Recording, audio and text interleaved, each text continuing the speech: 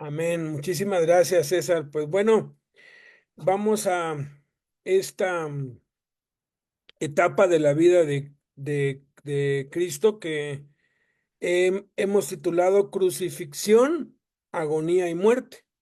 Todo esto está pasando el día jueves. El día jueves fue llevado ante Anás antes del amanecer, después ante Caifás antes del amanecer, ya a las 6 de la mañana.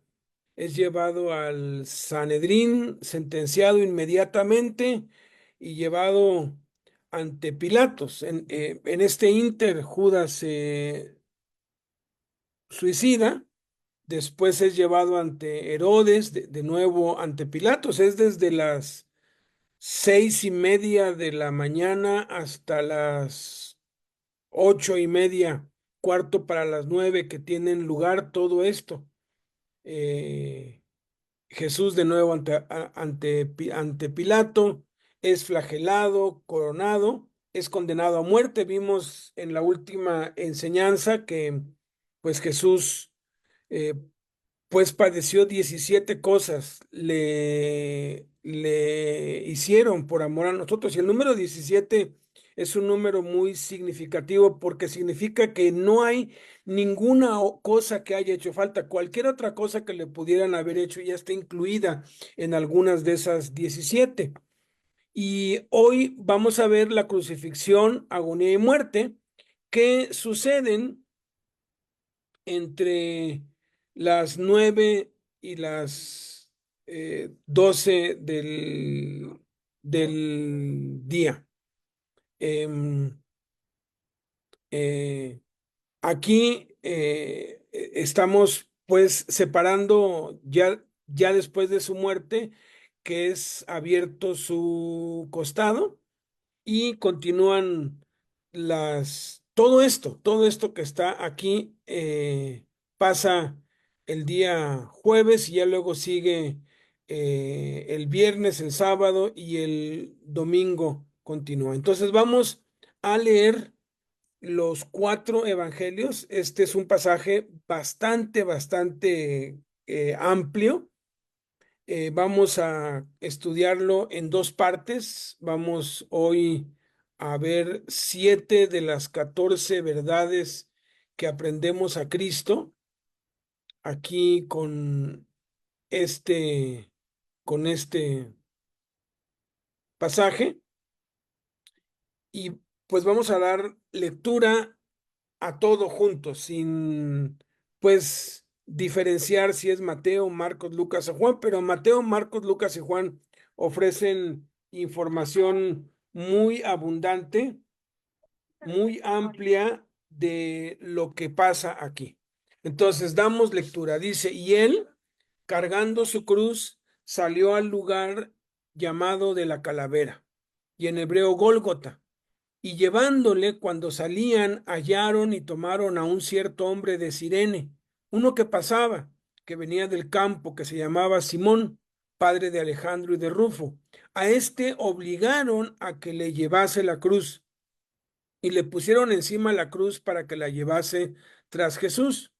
Y le seguía gran multitud del pueblo y de mujeres que lloraban y hacían lamentación por él. Pero Jesús, vuelto hacia ellas, les dijo: hijas de Jerusalén, no lloren por mí, sino lloren por ustedes mismas y por sus hijos, porque he aquí vendrán días en que dirán: bienaventuradas las estériles y los vientres que no concibieron y los pechos que no criaron. Entonces comenzarán a decir a los montes: caigan sobre nosotros, y a los collados: cúbranos, porque si en el árbol verde hacen estas cosas, en el seco, ¿qué no se hará? Llevaban también con él a otros dos que eran malhechores para ser muertos, y le llevaron a un lugar llamado Gólgota, que traducido es, que significa lugar de la calavera. Y cuando llegaron, le dieron a beber vinagre mezclado con hiel, vino mezclado con mirra, pero después de él haberlo probado no quiso beberlo, no lo tomó. Y entonces le crucificaron allí, y también con él a otros dos ladrones, los malhechores, uno a cada lado, uno a su derecha y el otro a su izquierda, y Jesús en medio. Y se cumplió la escritura que dice, y fue contado con los inicuos. Era la hora tercera cuando le crucificaron. Y escribió también Pilato un título que puso sobre la cruz, el cual decía, este es Jesús Nazareno, el rey de los judíos. Y pusieron sobre su cabeza el título de su causa escrita. Y muchos de los judíos leyeron este título, porque el lugar donde Jesús fue crucificado estaba cerca de la ciudad, y el título estaba escrito con letras griegas, latinas y hebreas. Dijeron a Pilato los principales sacerdotes de los judíos, no escribas rey de los judíos, sino que él dijo, soy rey de los judíos. Respondió Pilato, lo que he escrito, he escrito. Cuando los soldados hubieron crucificado a Jesús, tomaron sus vestidos e hicieron 4 partes, una para cada soldado. Tomaron también su túnica, la cual era sin costura, de un solo tejido de arriba abajo. Entonces dijeron entre sí, no la partamos, sino echemos suerte sobre ella a ver de quién será. Repartieron pues entre sí sus vestidos, echando suerte sobre ellos para ver qué se llevaría cada uno. Esto fue para que se cumpliese lo dicho por el profeta, la escritura que dice, repartieron entre sí mis vestidos y sobre mi ropa echaron suertes. Y así lo hicieron los soldados, y sentados le guardaban allí. Y los que pasaban le injuriaban, meneando la cabeza y diciendo, va. Tú que derribas el templo de Dios y en 3 días lo reedificas, sálvate a ti mismo. Si eres hijo de Dios, desciende de la cruz. Y Jesús decía, Padre, perdónalos porque no saben lo que hacen. Y el pueblo estaba mirando y aún los gobernantes se burlaban de él. Y de esta manera también los principales sacerdotes, escarneciéndole con los escribas y los fariseos y los ancianos, se decían unos a otros diciendo, a otro salvó, a sí mismo no se puede salvar. Si este es el Cristo, el escogido de Dios, el Rey de Israel, sálvese a sí mismo, descienda ahora de la cruz para que veamos y creamos, y creeremos en él. Confió en Dios, líbrele ahora si le quiere, porque ha dicho, soy hijo de Dios. Los soldados también le escarnecían, acercándose y presentándole vinagre y diciendo, si tú eres el rey de los judíos, sálvate a ti mismo. Lo mismo le injuriaban también los ladrones que estaban crucificados con él. Y uno de los malhechores que estaban colgados le injuriaba diciendo, si tú eres el Cristo, sálvate a ti mismo y a nosotros. Respondiendo el otro le reprendió diciendo, ¿ni aún temes tú a Dios estando en la misma condenación? Nosotros a la verdad justamente padecemos porque recibimos lo que merecieron nuestros hechos, mas éste ningún mal hizo. Y dijo a Jesús, acuérdate de mí cuando vengas en tu reino. Entonces Jesús le dijo, de cierto te digo que hoy estarás conmigo en el paraíso. Estaban junto a la cruz de Jesús su madre y la hermana de su madre, María, mujer de Cleofas, y María Magdalena. Cuando vio a Jesús, cuando vio Jesús a su madre y el discípulo a quien él amaba, que estaba presente, dijo a su madre, mujer, he ahí tu hijo. Después dijo al discípulo, he ahí tu madre. Y desde aquella hora el discípulo le recibió en su casa. Y cuando vino la hora sexta, como desde esa hora hubo tinieblas sobre toda la tierra hasta la hora novena, y el sol se oscureció, y el velo del templo se rasgó por la mitad, y cerca de la hora novena Jesús clamó a gran voz diciendo, Elí, Elí, lama sabactaní, que esto traducido es, Dios mío, ¿por qué me has desamparado? Y algunos de los que estaban allí decían al oírlo, miren, a Elías llama este. Y al instante, corriendo uno de ellos, tomó una esponja y le empapó de vinagre y poniéndole en una caña le dio a beber diciendo, dejen, veamos si Elías viene a bajarle. Pero los otros decían, deja, veamos si viene Elías a librarle. Después de esto, sabiendo Jesús que ya todo estaba consumado, dijo, para que la escritura se cumpliese, tengo sed. Y estaba allí una vasija llena de vinagre. Entonces ellos empaparon en vinagre una esponja y poniéndola en un hisopo se la acercaron a la boca. Cuando Jesús hubo tomado el vinagre, dijo, consumado es. Entonces Jesús, clamando a gran voz, dijo, Padre, en tus manos encomiendo mi espíritu. Mas habiendo dicho esto, Jesús, habiendo otra vez clamado a gran voz, dando una gran voz y habiendo inclinado la cabeza, entregó el espíritu, expiró. Esto está en Mateo 27 del 32 al 50, en Marcos 15 del 21 al 37, Lucas 23 26 al 46 y Juan 19 17 al 30. Aquí está todo el pasaje de Mateo, nada más lo paso, ahorita lo vamos a ver unido y lo vamos a ir explicando. Luego viene el pasaje de Marcos, como pueden notar, son pasajes bastante extensos. Después viene Lucas 23 26 al 46 y es bastante extenso. Lo leímos todo junto. Y termina con Juan 19 del 17 al 30.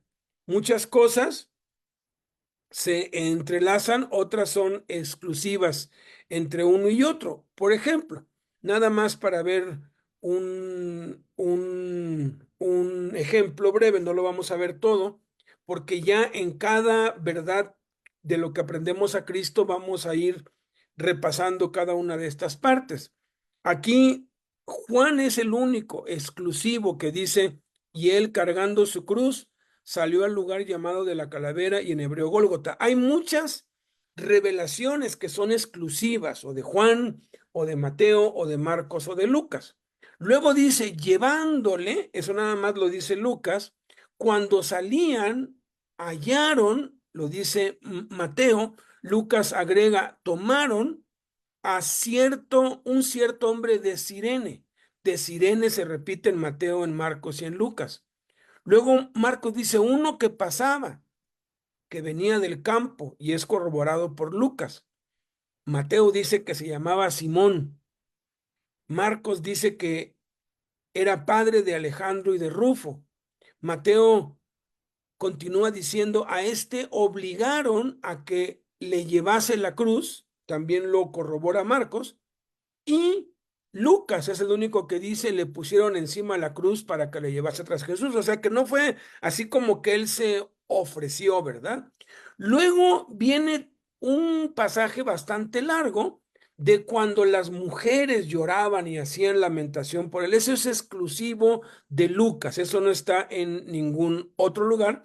Y así podemos ir viendo cómo hay muchas porciones que son exclusivas o de Juan o de Mateo o de Marcos o de Lucas. Lo de Juan está en color morado, lo de Lucas en color azul, lo de Marcos en verde y lo de Mateo en negro. Hay muchas cosas. Por ejemplo, lo de los malhechores y de que le dijo a uno, hoy estarás conmigo en el paraíso, nada más está en Lucas. Cuando habla con su mamá y con Juan, nada más está en Juan. Y aquí encontramos las famosas 7 palabras que Jesús dijo en la cruz. Y vamos a ir, ahora sí que no nos vamos a enfocar en las 7 palabras que son pues clásicas, podríamos decir, ¿verdad? Cualquiera que habla sobre la muerte de Cristo y tristemente se ha vuelto un mensaje de Semana Santa, que nada más lo predican en Semana Santa cuando es el centro del Evangelio. Nada más hacen el culto de las 7 palabras, ¿no? Las 7 cosas que dijo Jesús en la cruz, pero aquí hay muchísimo más. Aquí hay, no, sin tomar en cuenta las 7 palabras o sin enfocarnos en esas 7 palabras, encontramos 14 verdades.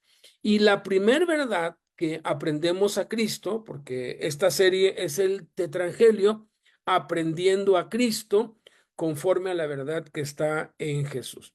Lo primero que aprendemos a Cristo, y no nos va a dar tiempo de ver las 14 cosas, pero vamos a ver posiblemente en 2 partes o en 3, vamos a tomar el tiempo para que quede claro, porque considero personalmente que esta es una de es una de las enseñanzas más importantes que condensa, que incluye todo el Evangelio de Cristo, toda la vida cristiana está resumida aquí.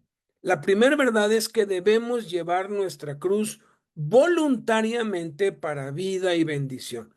Es Jesús aquí cargando su cruz. Él no fue obligado a cargar la cruz. El otro sí fue obligado, aun cuando sí cooperó, como vamos a ver en el punto 2, pero los malhechores, ellos sí fueron obligados a llevar su cruz. Ahora, es importantísimo entender lo que significa llevar la cruz. Llevar la cruz no es soportar una enfermedad. Hay quienes tienen una enfermedad crónica y dicen, esta es la cruz que me tocó llevar.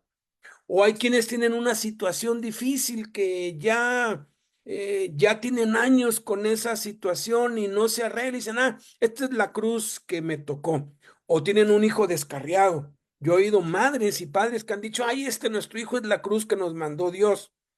O un cónyuge o una suegra insoportable. Muchos dicen, es que mi suegra es la cruz que me tocó, pero ¿saben qué?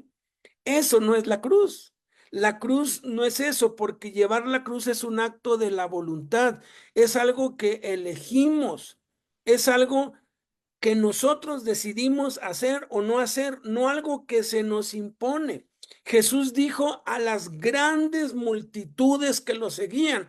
Hubo una ocasión que fueron grandes multitudes. Una multitud se define por un número de entre 5 y 20,000 personas. Una multitud, bíblicamente hablando.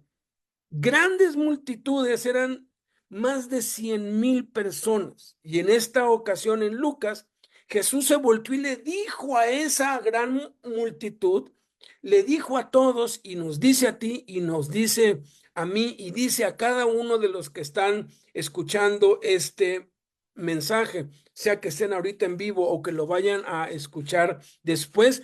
Jesús dice, si alguno quiere venir en pos de mí, niéguese a sí mismo y tome su cruz y sígame. Si alguno quiere, Jesús no está obligando a nadie. Llevar la cruz no es obligatorio, escúchenme.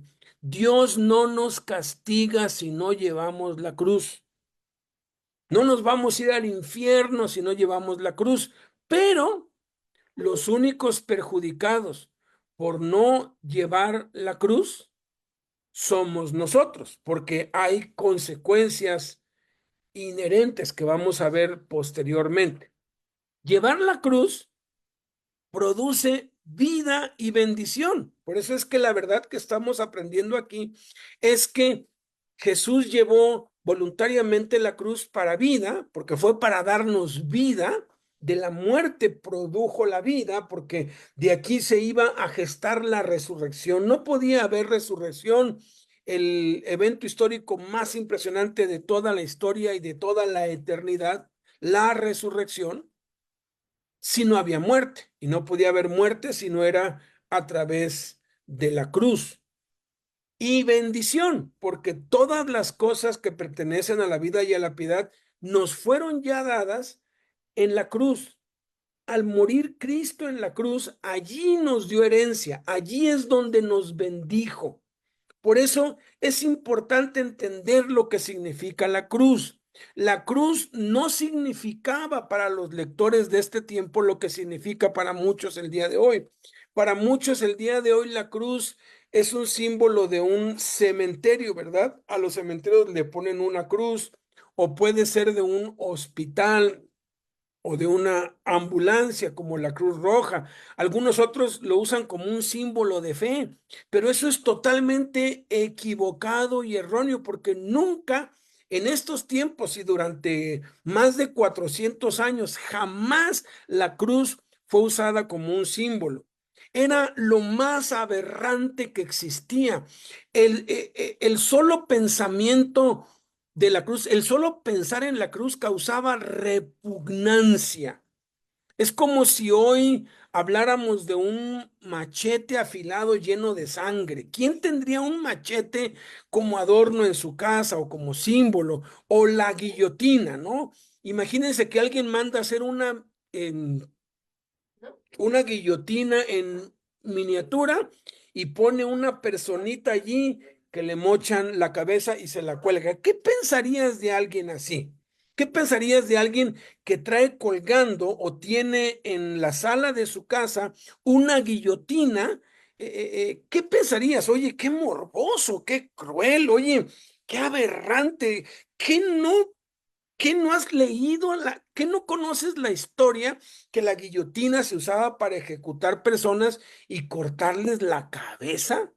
O no sé si algún día fuiste, pero en la Ciudad de México hay un museo de la tortura y hay un montón de instrumentos que se utilizaban para torturar, para matar personas e infringirles dolor.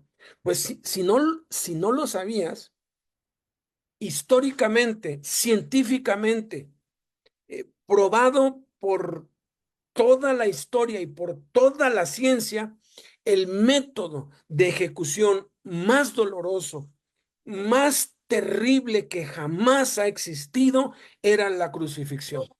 La crucifixión era para los peores criminales. La crucifixión era lo peor de lo peor de lo peor que te podía pasar.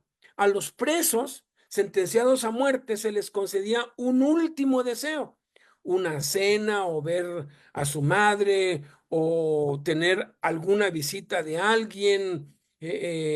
Generalmente era algo asociado con la familia, pedían ver a un hijo y si no, entonces era alguna comida especial. Un último deseo hasta el día de hoy, a los sentenciados a muerte, el día que les toca morir, le dicen, ¿qué es lo que quieres? Pide un último deseo.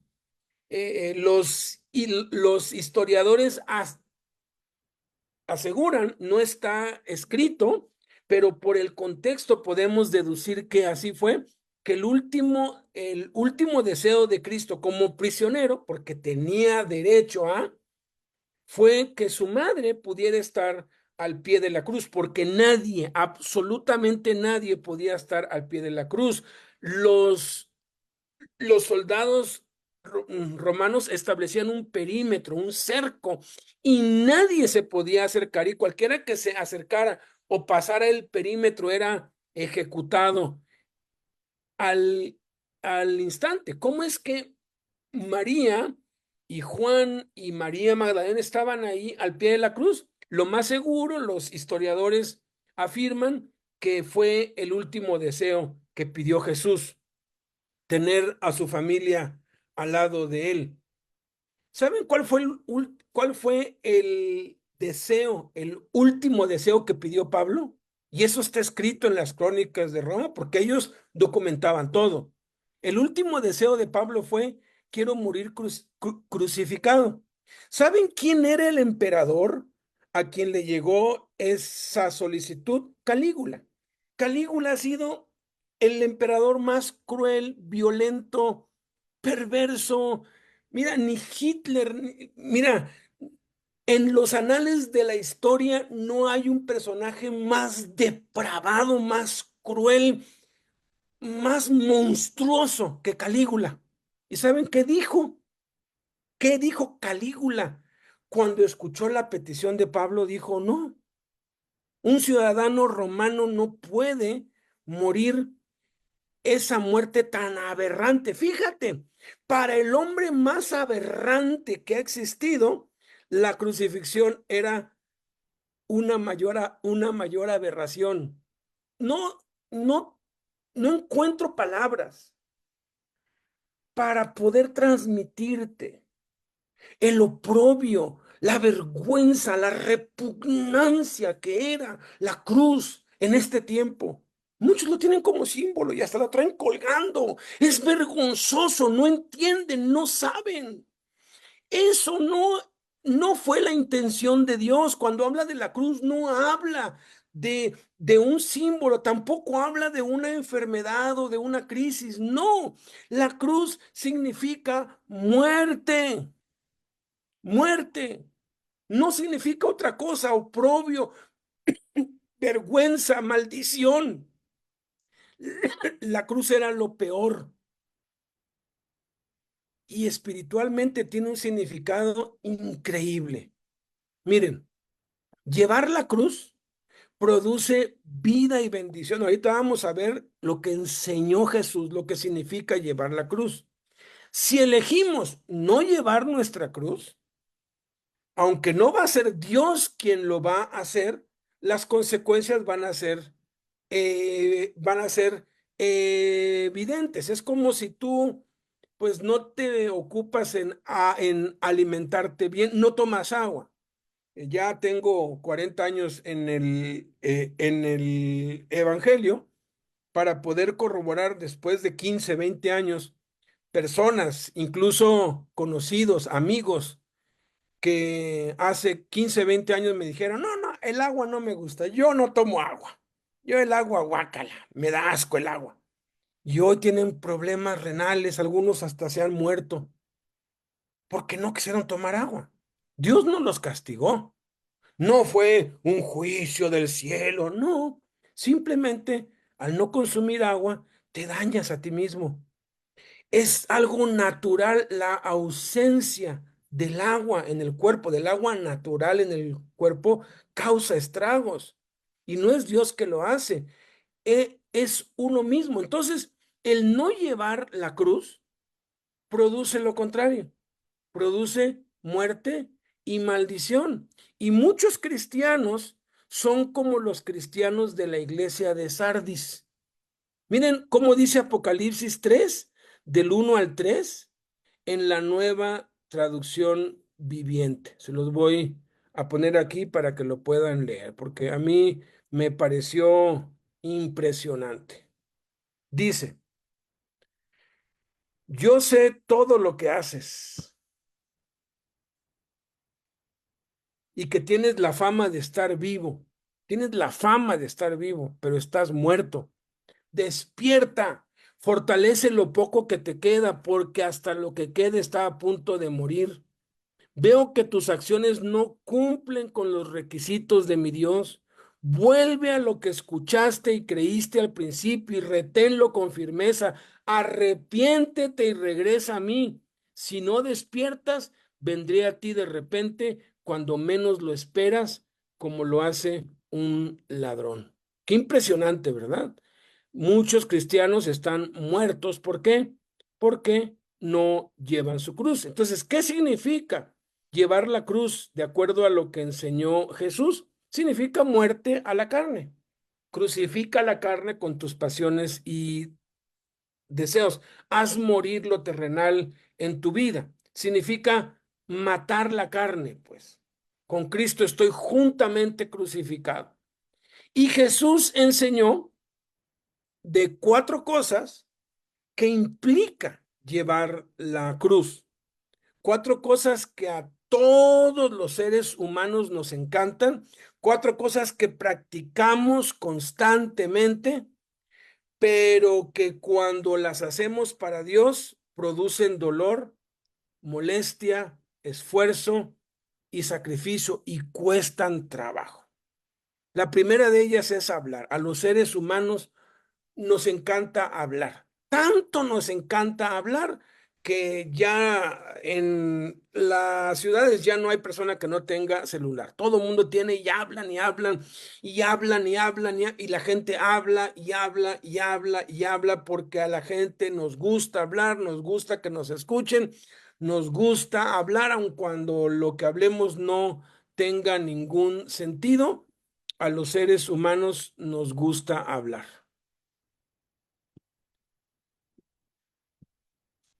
Y eso es en la carne. ¿Cómo se lleva la cruz? A través de orar. Cada vez que tú oras, cada vez que tú hablas con Dios, tú estás crucificando tu carne.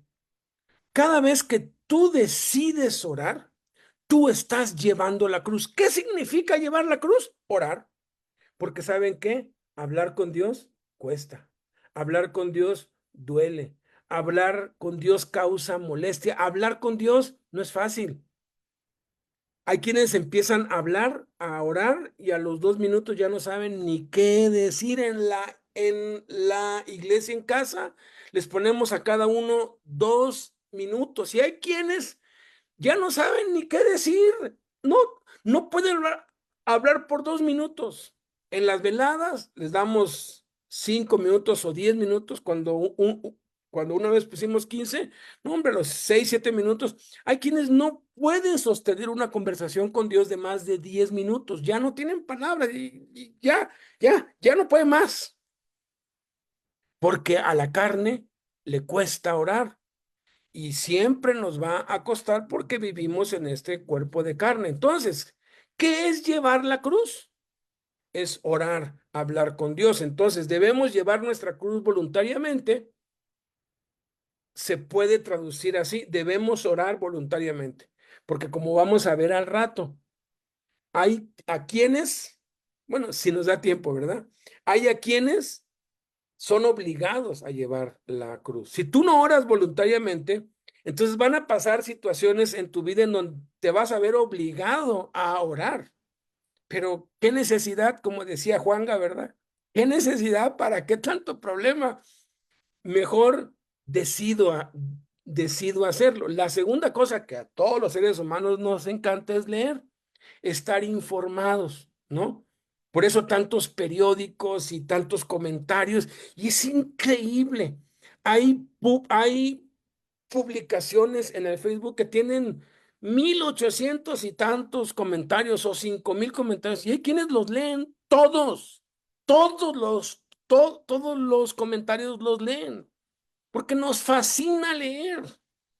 Cuando a mi papá le dije, yo apenas recién había encontrado a Cristo, yo tendría como un año del Evangelio, hace 39 años.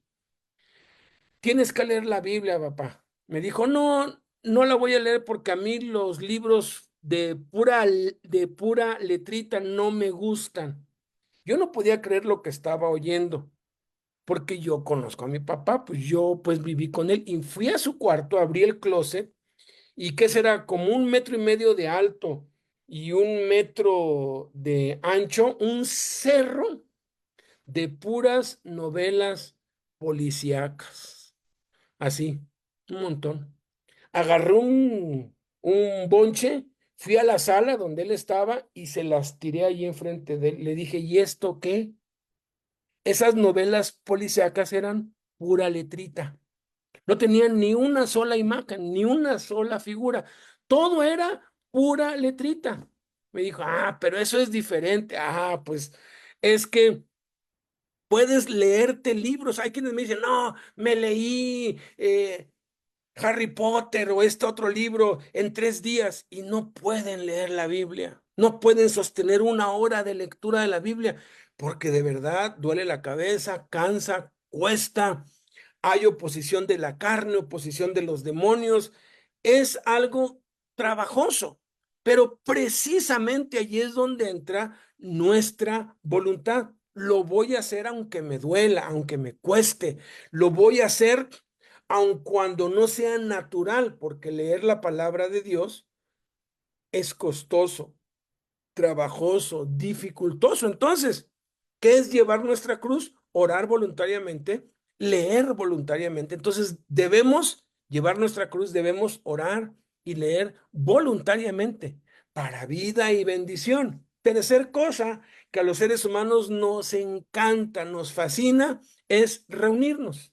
De allí los estadios llenos, los bares llenos, los VIPs y los talks llenos, tan caro allí, pues están llenos y están llenos, los lugares están llenos por donde vayas, porque a la gente le gusta reunirse.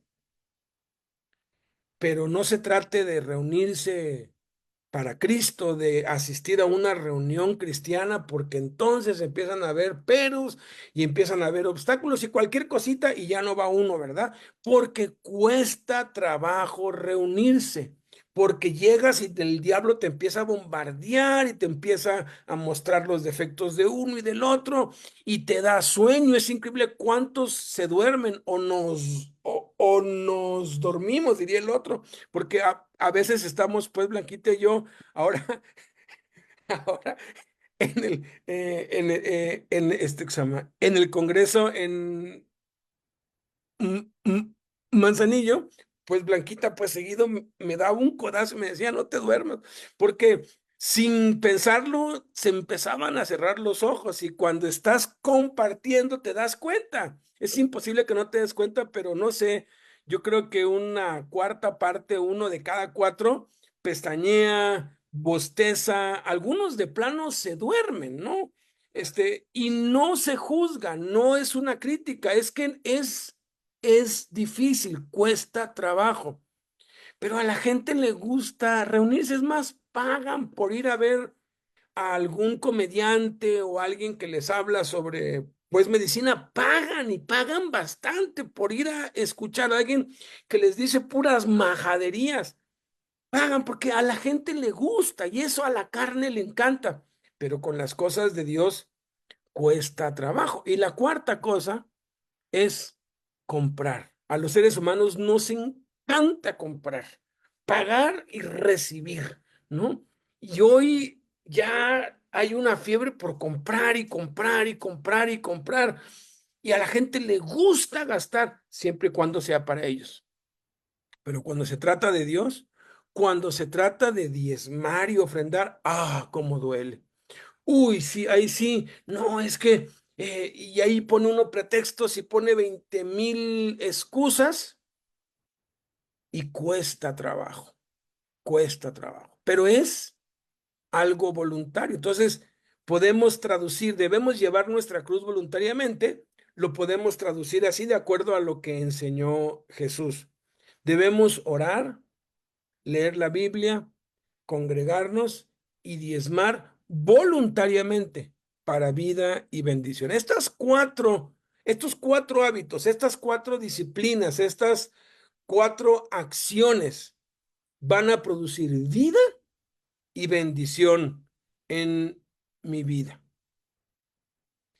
La segunda cosa que aprendemos a Cristo es que debemos sobrellevar los unos las cargas de los otros. Dice, cuando salieron, hallaron y tomaron a un cierto hombre de Cirene, uno que pasaba, que venía del campo, que se llamaba Simón, padre de Alejandro y de Rufo.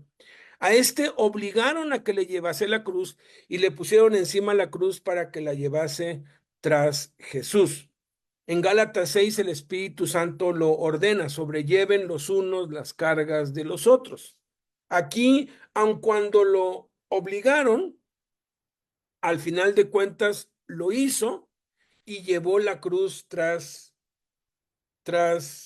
Jesús al Gólgota. En el contexto es de Gálatas 6, en donde dice sobrelleven los unos las cargas de los otros, el contexto es sobrellevar la carga de la cruz. Y si llevar la cruz es orar, leer, congregarse y diezmar, ¿cómo aplicamos esto? Bueno, a través de ayudar a otros. Miren, lo que Joel y Vanessa y su equipo hacen de lunes a viernes de 6 a 7 es cumplir con este mandamiento del Espíritu Santo, sobrellevar los unos las cargas de los otros. ¿Por qué? Porque los que no se han hecho el hábito de orar todos los días necesitan ser ayudados. Hay quienes no oran si no hay alguien que los impulse o alguien que los guíe. Ahorita vamos a explicar por qué es necesario esto y siempre va a ser necesario en la iglesia hacerlo. Lo que hacen Juanito y su equipo, que leen la Biblia con el plan 70, es ayudar a otros a que también lo hagan y lo pongan en práctica, ¿no? A veces pensamos que ya porque invitamos a alguien automáticamente va a venir a la reunión.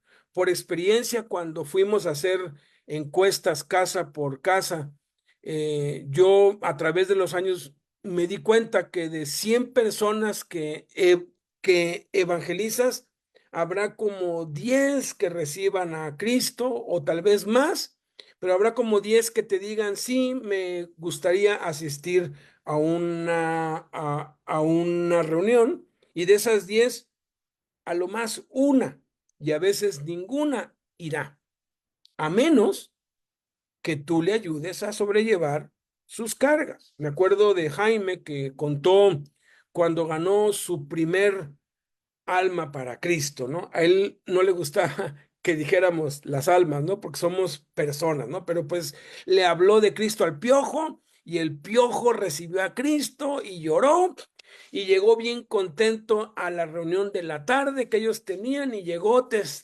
testificando.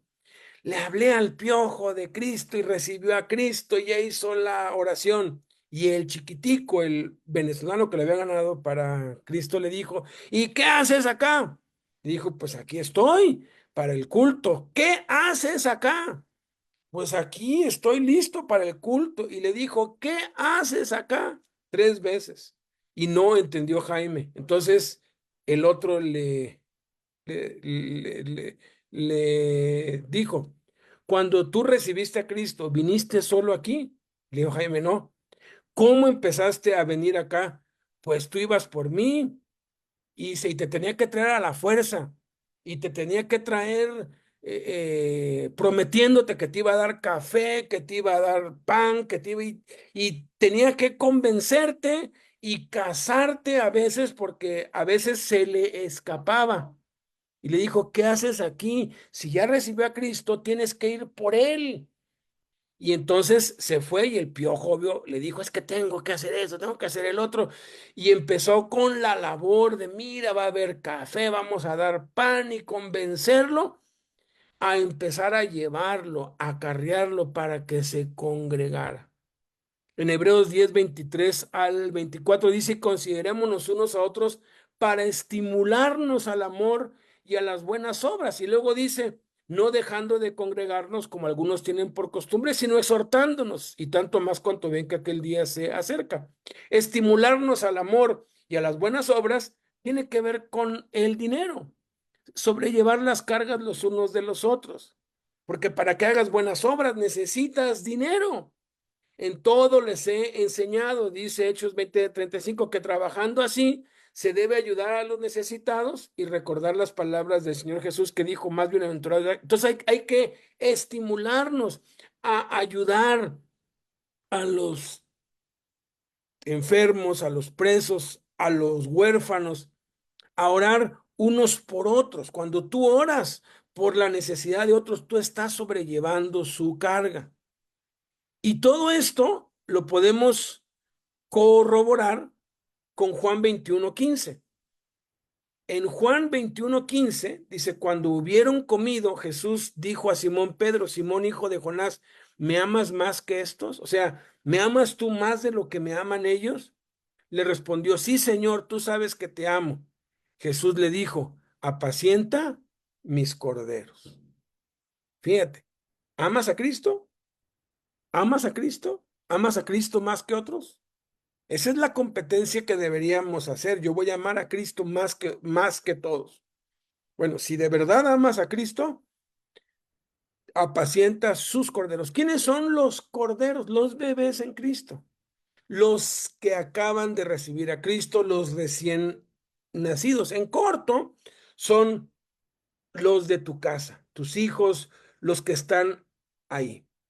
Ellos no van a aprender a orar a menos que tú les ayudes y ores con ellos. Ellos no van a leer su Biblia a menos que tú lo hagas con ellos. Ellos no van a congregarse a menos que tú lo procures y los lleves. Y tiene que ser un proceso así tedioso y largo como con los niños, llevarlos a la escuela, ayudarlos con sus tareas, ayudarlos a que se aprendan las tablas, a que se aprendan las vocales, y estar allí trabajando con ellos para encarrilarlos. Y ya cuando crecen, no todos, pero algunos aprecian ese esfuerzo de los padres y continúan sus estudios, y ya luego solitos, ya no, ya nadie tiene que estar atrás de ellos, pero tuvo que haber alguien, una mamá, un papá, un maestro, alguien que les inculcara el gusto por la escuela, por las letras, que estuviera allí pendiente de ellos. Eso es lo que sale en una película de Eugenio Derbez, buenísima, de un caso pues real que exhibe cómo el modelo educativo, el que se usa en México, en Estados Unidos, es un modelo fracasado totalmente, que hay que cambiar las cosas, hay que en, en resumen, interesarse, realmente tener un interés para enseñarle a los niños a que aprendan, más que darles información, es encaminarlos, llevar, ahora sí que caminar con ellos para que aprendan hasta que ya se puedan ir solos los bebés en Cristo. Tercer cosa que aprendemos a Cristo y hasta aquí nos dio tiempo. Creo que sí nos va a dar tiempo a ver cuatro. Tercer verdad que aprendemos a Cristo es que Jesús no fue un mártir ni fue una víctima. Dice que le seguía una gran multitud del pueblo y de mujeres que lloraban y hacían lamentación por él. Pero Jesús, vuelto hacia ellas, les dijo: hijas de Jerusalén, no lloren por mí. A Jesús no lo mataron. Jesús no fue un mártir. Jesús no fue una víctima. Él tenía poder para destruir a Roma. Cuando lo fueron a arrestar, les dijo: yo soy, y esas cerca de 200 personas. A mí me da un coraje cuando veo las películas sobre Cristo. Las he visto todas, todas, hasta la de Mateo de Pasolini, que fue hecha en blanco y negro.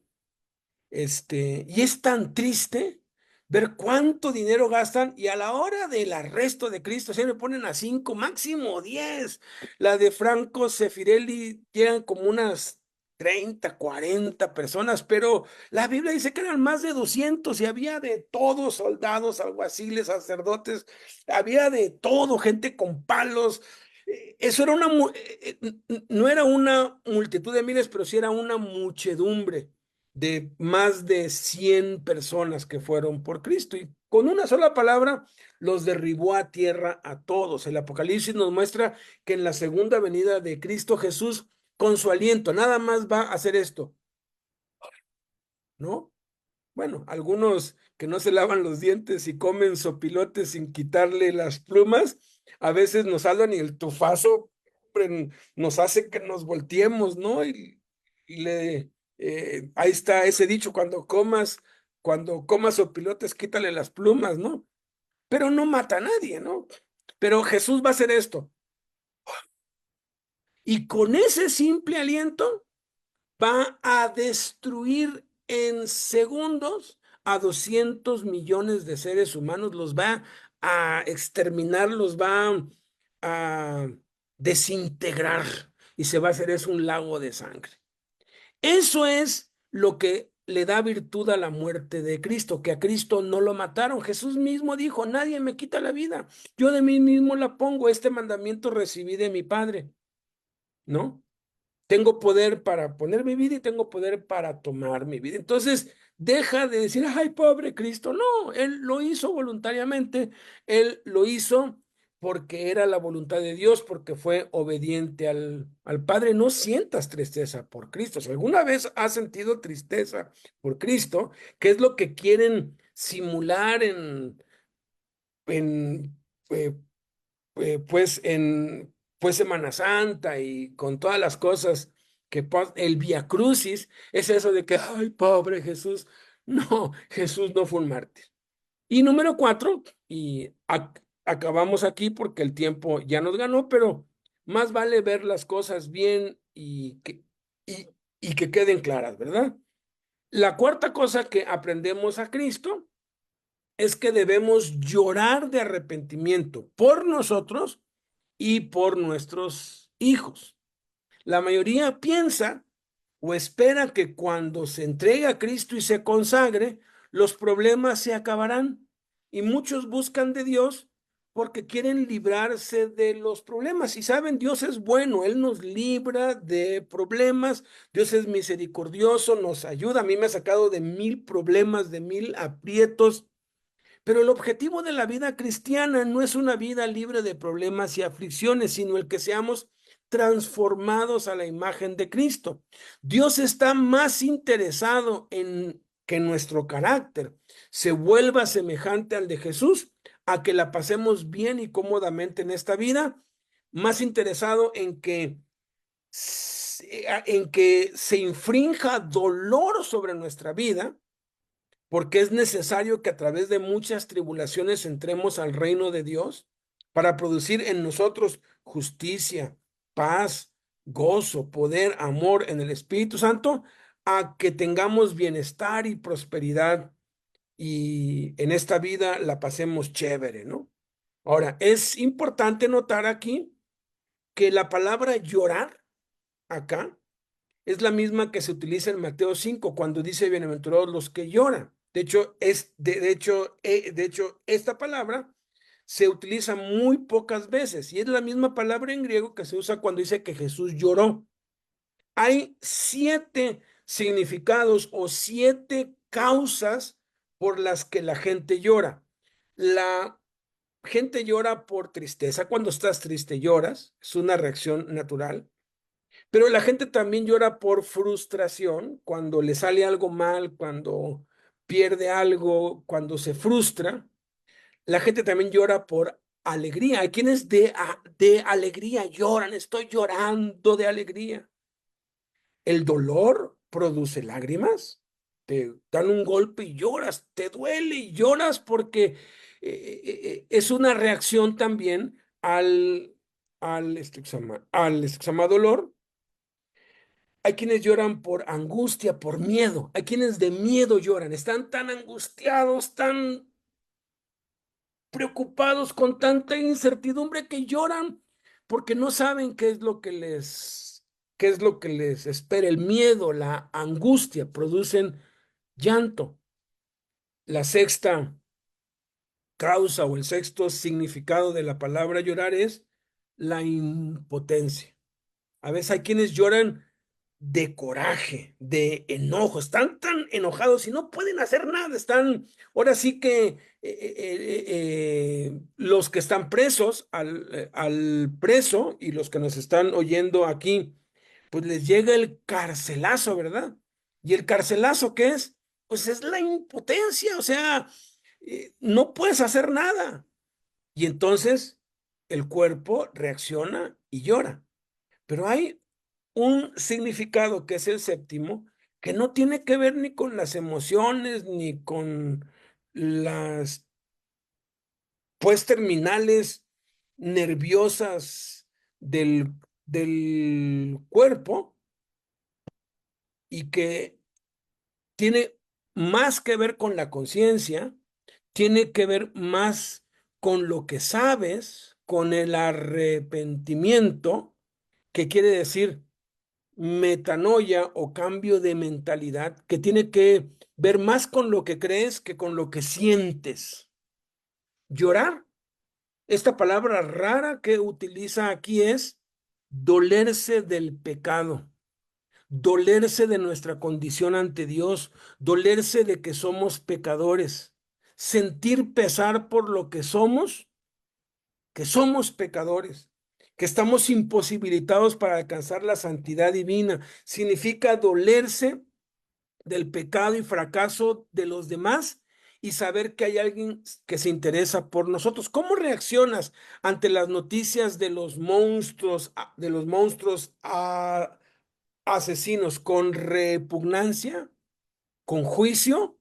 ¿Cómo reacciona Jesús ante la incredulidad, ante la maldad de los hombres? Llora, pero no es un llanto de tristeza, es un llanto espiritual que te duele la condición humana, te duele el sufrimiento de la gente. ¿Cómo reaccionas cuando ves una persona tatuada hasta los ojos o llena de anillos y aretes o con ropa indecente o del sexo opuesto?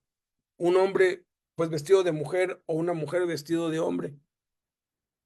La verdad es que esas reacciones nos muestran si de verdad hemos entendido lo que es llorar. Bienaventurados los que lloran, porque ellos recibirán consolación. Debe ser un llanto de arrepentimiento, un dolor por la condición en la cual están, un dolor porque nosotros no estamos así porque somos mejores que nadie.